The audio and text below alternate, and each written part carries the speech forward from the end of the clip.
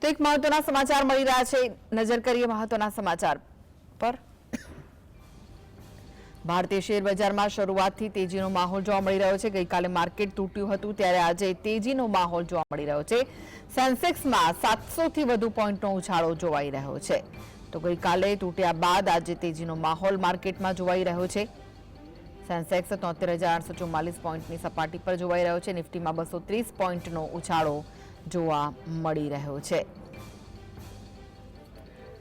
તો નિફ્ટી 22,394 પોઈન્ટની સપાટી પર જોવા મળી રહ્યું છે। કાલના મોટા કડાકા બાદ માર્કેટમાં તેજી જોવા મળી રહી છે। કાલે મોટો કડાકો સર્જાયો હતો તે બાદ આજે તેજી જોવાઈ રહી છે। ભારતીય શેર બજારમાં શરૂઆતથી તેજીનો માહોલ જોવા મળી રહ્યો છે।